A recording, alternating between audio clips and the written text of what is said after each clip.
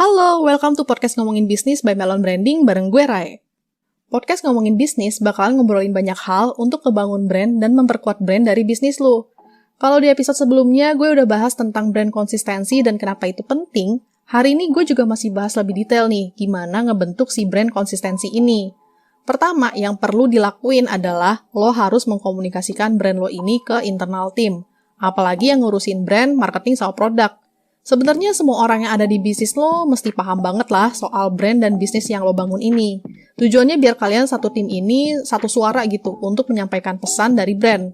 Nggak lucu juga kan kalau satu tim kalian tuh nggak ngerti sama sekali dengan bisnis, brand, atau produk atau service yang kalian jual gitu. Salah satu cara supaya internal team bisa tahu tentang brand lo, buat aja nih brand guideline. Tulis jelas-jelasnya, mulai dari visi, misi, brand statement, logo, warna, font, jargon, tone and voice brand lo tuh kayak gimana gitu. Itu semua tuh tertulis jelas lah di brand guideline.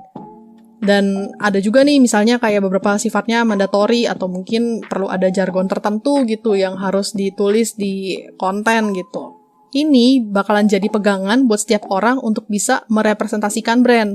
Kalau udah disebarin ke setiap orang yang ada di tim, make sure juga nih mereka semua tuh paham dengan brand yang udah lo buat. Setelah itu, bentuk deh brand persona kalian. Hampir sama dengan target audience, bedanya di sini tuh lo bisa lebih fokus gitu. Misalnya, lo menamakan brand persona lo tuh Dinda. Anggaplah bisnis lo ini nge-serve si Dinda gitu. Lo bikin deh, Dinda itu seorang perempuan yang kayak gimana, pekerjaannya apa, usianya berapa, pain point dia saat ini tuh apa, kalau malam dia biasanya ngapain, kalau pagi juga biasanya ngapain gitu. Punya brand persona ini bikin lo jadi tahu apa yang mesti dilakuin supaya Dinda bisa nyaman dalam hidupnya lewat brand yang ada di bisnis lo. Intinya sih brand persona bakalan bikin brand lo tuh lebih relevan dan lebih bisa hidup gitu untuk target market lo. Kalau dua hal ini nih udah lo punya, saatnya buat masuk ke creative workflow. Creative workflow ini bakalan memetakan hal-hal kreatif yang bisa lo lakuin untuk membuat brand lo tuh eksis dan konsisten.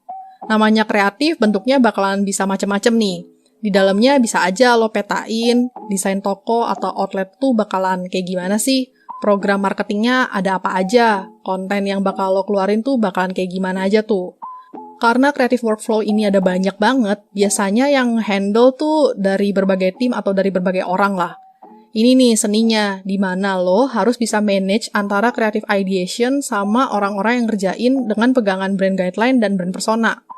Ada banyak tools yang bisa lo pakai buat manage ini semua. Bisa pakai Trello, Monday, Google Spreadsheet, atau Notion untuk bisa saling tahu nih dari tiap tim bakal contribute apa dan kayak gimana untuk bisa ngembangin dan existing brand itu sendiri. Untuk maintain brand konsistensi, ini juga butuh beberapa template yang bakal ngebantu lo gitu. Misalnya, lo siapin deh beberapa template untuk nge-handle klien, atau template di mana lo bikin desain ucapan hari raya, ucapan ulang tahun, atau thank you card buat customer. Kayak gitu-gitu tuh bisa nih lo bikin nih template-nya. Walaupun template, tetap aja lo harus bikin kalau ini tuh personalize lah dari brand lo buat customer gitu. Karena ini bisa menangin emosi mereka juga gitu. Gak lucu dong, brand lo tuh dapet cibiran karena template banget gitu. Lo juga perlu punya konten-konten reguler terkait brand lo ini. Paling gampang emang konten-konten di media sosial sih, mau itu di Instagram, TikTok, Twitter, atau YouTube. Ya terserah lo juga nih, mau maksimalin di mana yang ada audiens lo ya. Karena konten-konten ini sifatnya reguler, perlu di-planning juga bakalan ngomongin apa. Terus konten lo ini juga dikombinasiin juga gitu dengan beberapa hal, biar nggak cuma ngomongin produk doang, tapi bisa ngobrolin hal-hal yang relate sama audiens lo. Walaupun lo punya konten-konten reguler, perlu diperhatiin juga kalau media sosial itu juga bisa jadi channel di mana lo bisa mengkomunikasikan campaign marketing yang lagi lo jalanin.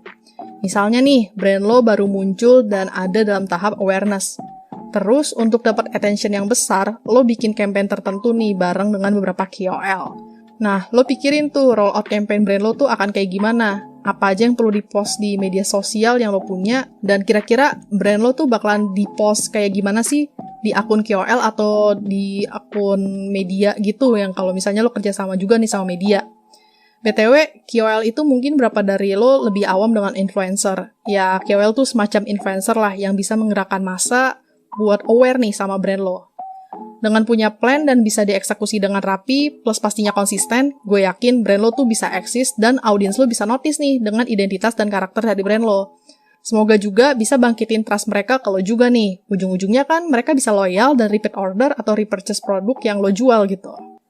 Nah, info seputar bisnis, marketing, branding kayak gini nggak cuma bisa lo dengerin lewat podcast ngomongin bisnis aja, tapi juga bisa dibaca di website kita www.melonbranding.com atau di konten-konten Instagram kita di @melonbranding.